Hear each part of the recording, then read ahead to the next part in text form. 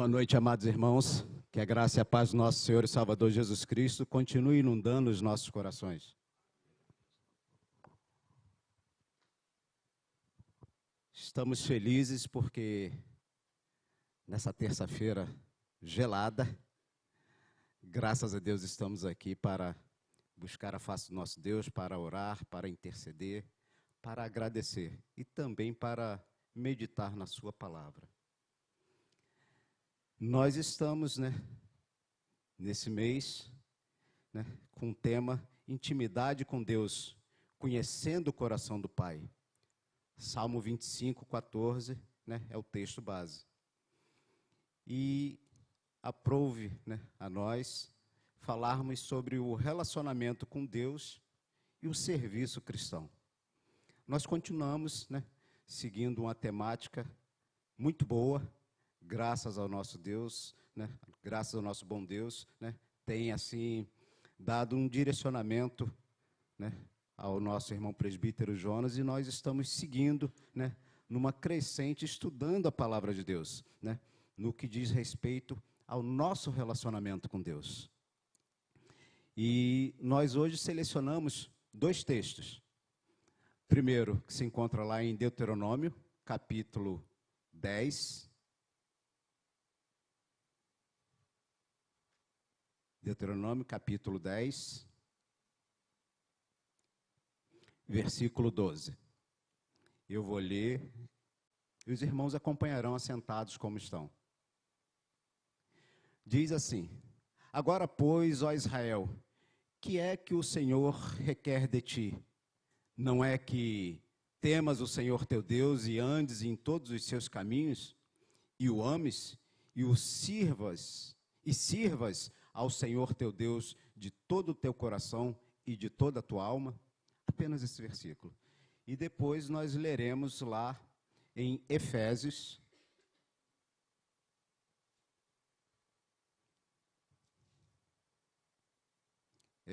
no seu capítulo 2, versículo 10. Diz assim: Pois somos feitura dele, criados em Cristo Jesus para boas obras, as quais Deus de antemão preparou para que andássemos nela. Olhando para esses dois textos e para o tema que nós temos que falar na noite deste dia,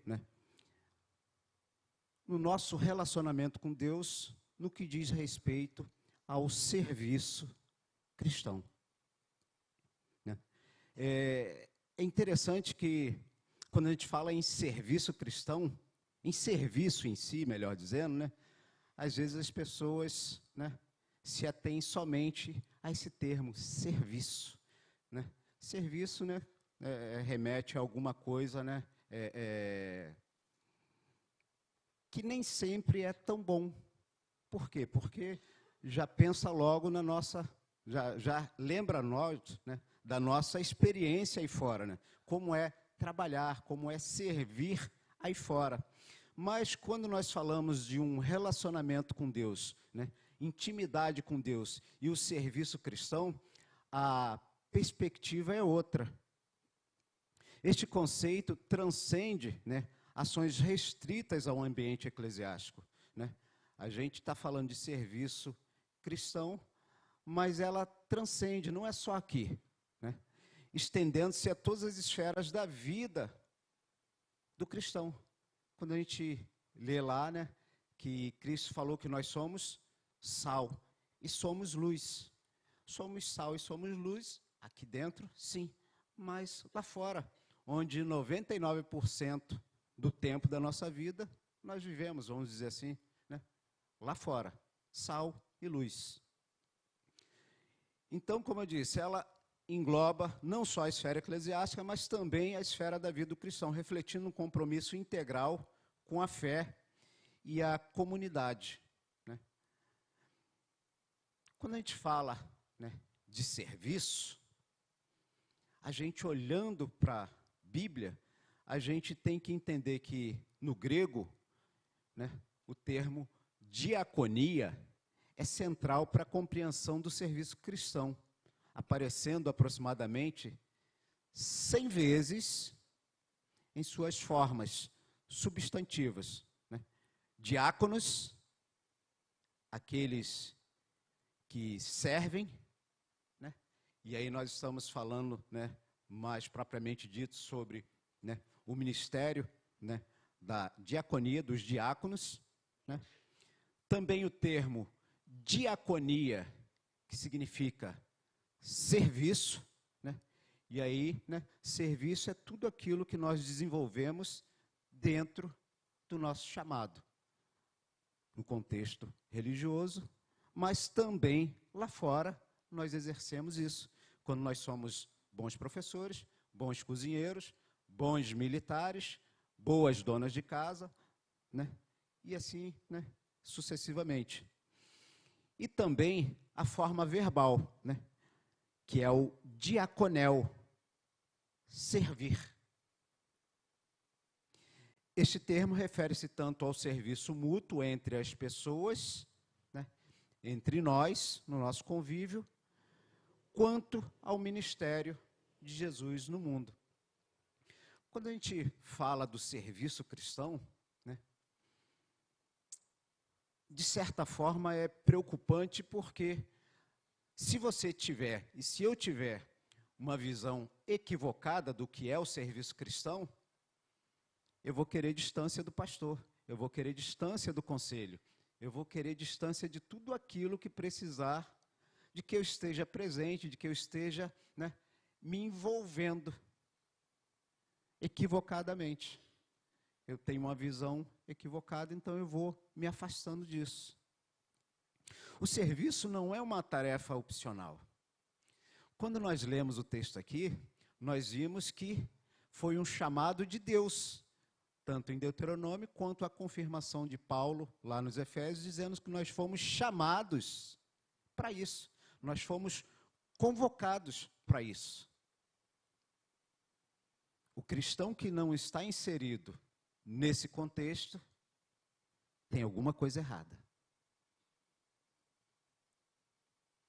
Tem alguma coisa errada, porque a palavra de Deus nos afirma que nós fomos chamados para isso.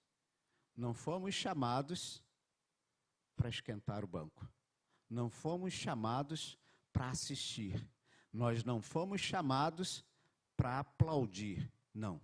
Nós fomos chamados para trabalhar, para servir, para estar operando, para estar ouvindo o chamado e cumprindo. Nós fomos chamados para fora, para servir, para anunciar, para fazer tudo aquilo que a palavra do nosso bom Deus nos orienta. Ao se enganjarem no serviço, os cristãos não apenas oferecem auxílio aos outros, mas também experimentam, né, um crescimento significativo em sua própria fé, desenvolvendo virtudes. A melhor forma de você se sentir cada vez mais fraco, sua fé cada vez mais diminuída, é você não se envolver, é você não estar presente, é você, né, num bom português, não pegar no piano.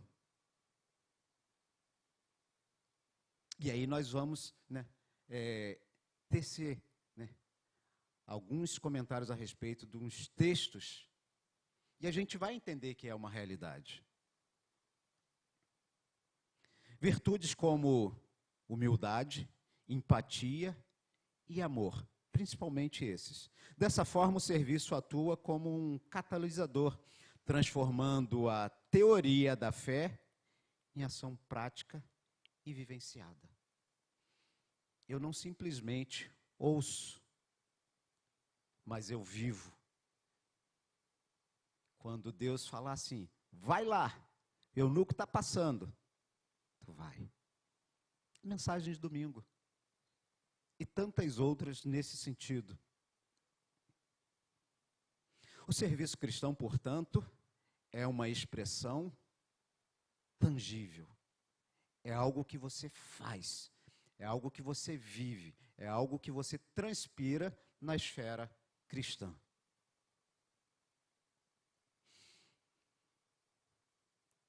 Tendo por base que o serviço cristão engloba tudo isso, o modelo,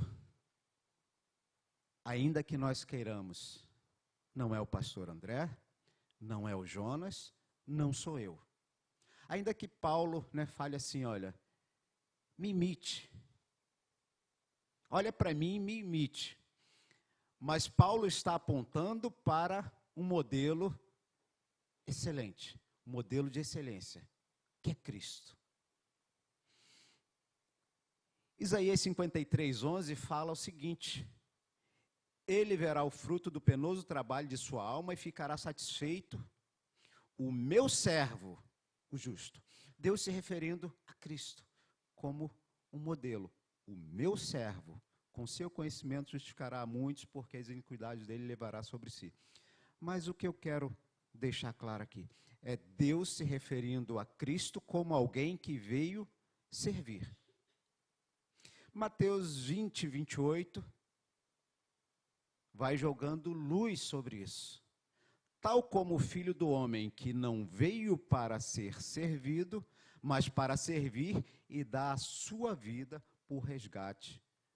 em resgate por muitos. Cristo, ele se esvaziou, ele deixou a sua glória, ele veio de forma humilhada, ele se encarnou e ele serviu. Lucas, no seu capítulo 22:27, diz, num diálogo que Cristo está tendo com seus discípulos: pois qual é maior, quem está à mesa ou quem serve? Porventura não é quem está à mesa? Porque foi feito um pedido para que os seus discípulos não se assentassem à sua direita e à sua esquerda na glória. E aí Cristo está explicando para eles que quem quiser ser o maior, quem quiser ter uma posição de proeminência diante de Deus, nesse aspecto, não é aquele que está sendo servido, mas aquele que serve. Olha só, pois no meio de vós eu sou como quem serve. Ele está falando da sua posição, do seu senhorio, mas ele está demonstrando, ele está dando exemplo para eles de que, se quiserem e se almejarem, eles devem ser aqueles que mais servem. Filipenses 2:7 ainda diz, como eu mencionei, antes a si mesmo se esvaziou, assumindo a forma de servo. O Cristo, o Emanuel, o Deus conosco, o que era, é e há de ser. Ele simplesmente se esvaziou, assumindo a forma de servo, tornando-se em semelhança de homens e reconhecido em figura humana. E como eu disse, a melhor forma de você diminuir, de você extinguir a fé, o amor, aquilo que Deus colocou no seu coração, é se omitir. É não se apresentar para o serviço cristão. É não trabalhar, é não colaborar para que a obra, para que o reino avance. Mas por que você está dizendo isso? João, o Evangelho de João, no seu capítulo 4, versículo 34, olha o que Cristo afirma.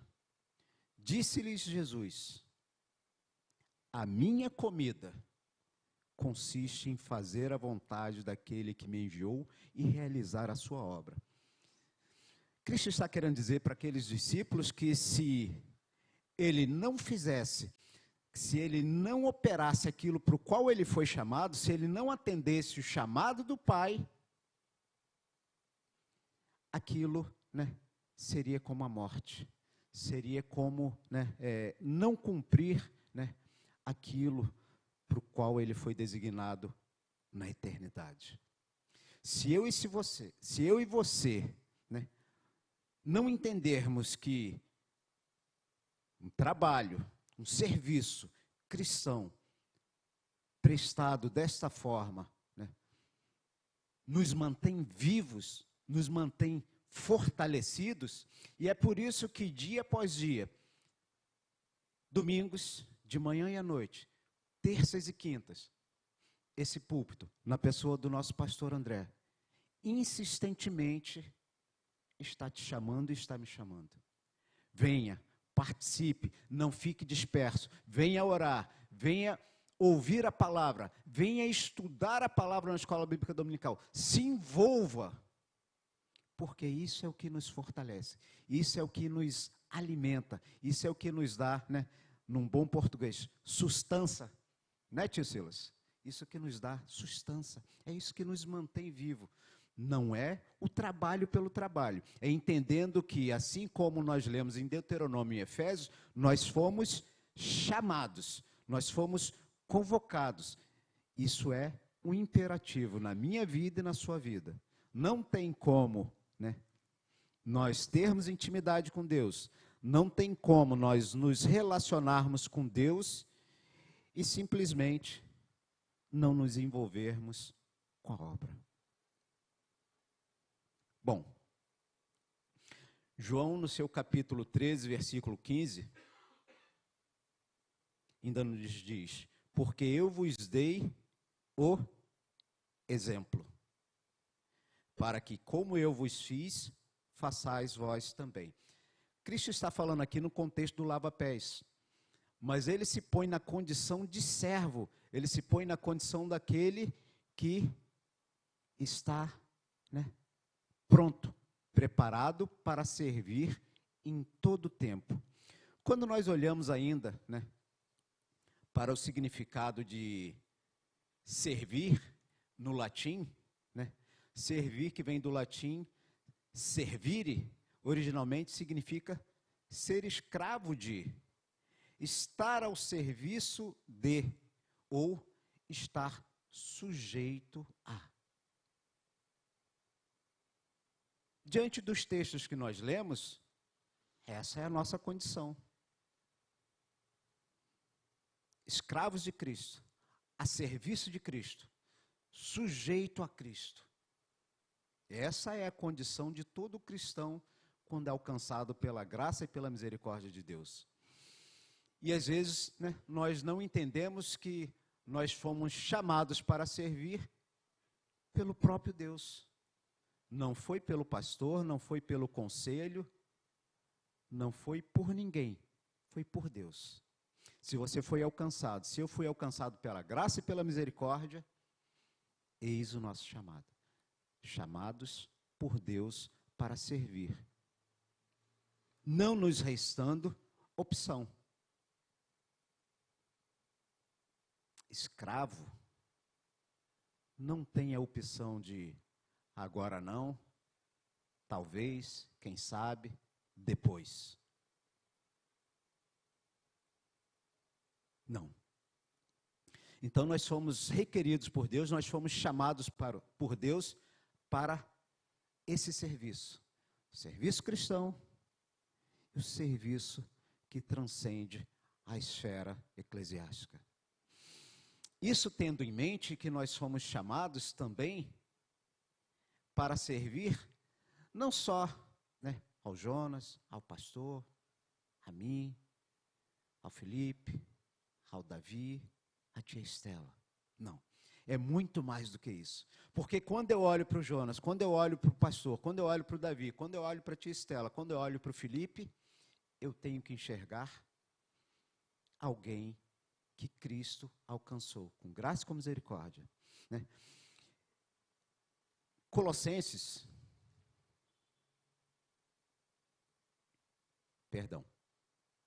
Colossenses 3:24, na sua parte B, né, fala que a Cristo, o Senhor, é a que estáis servindo.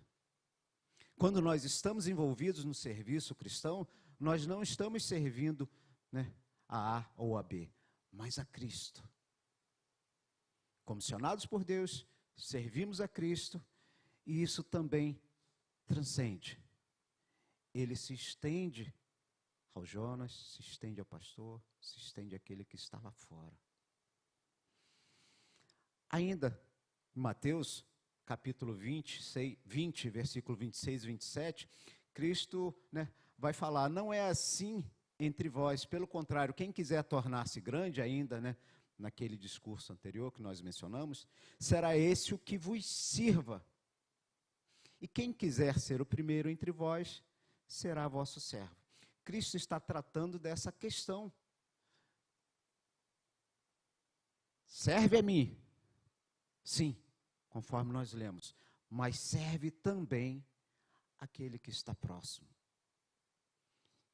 E o próximo, como nós ouvimos naquela mensagem, o próximo mais próximo começa no lar.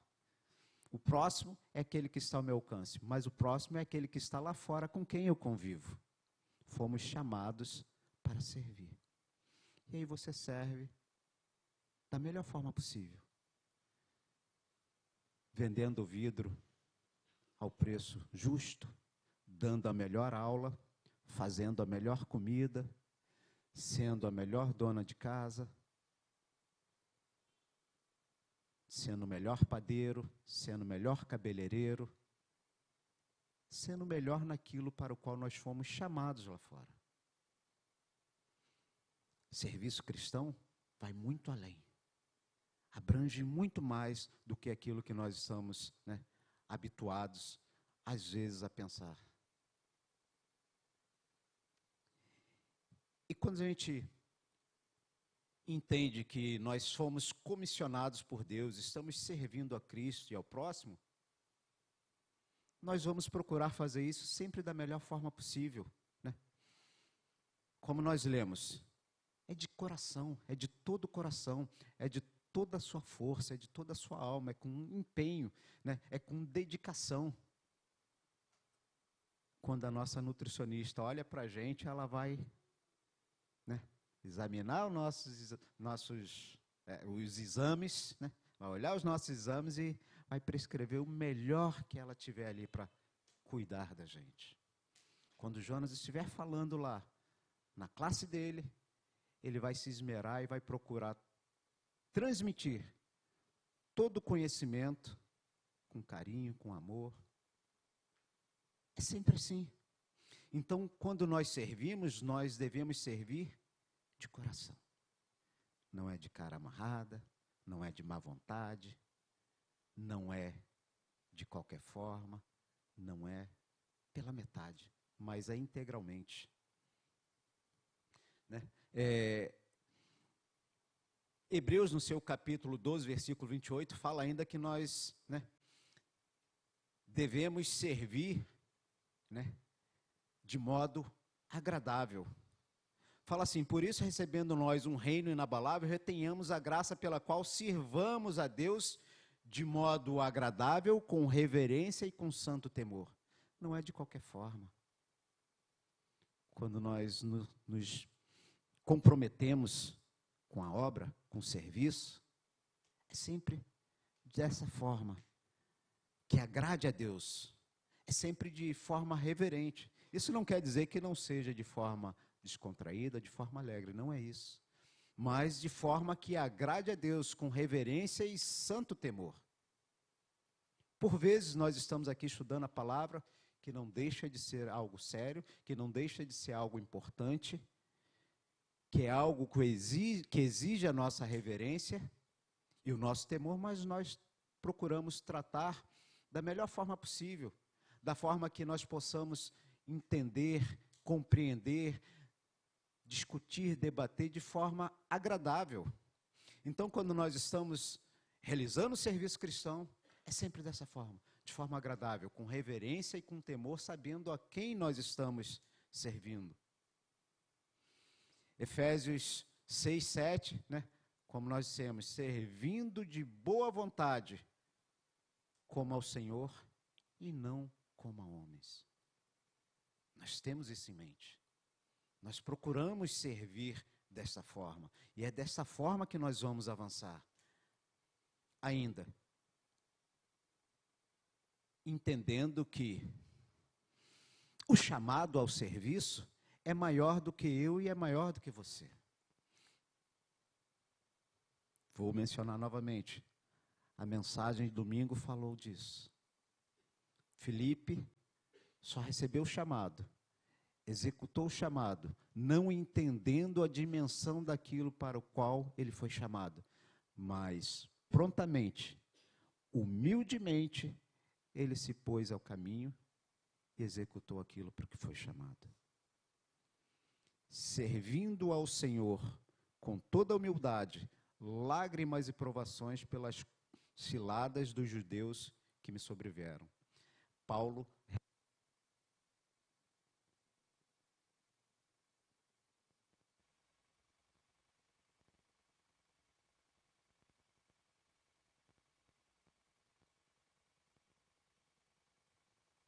som.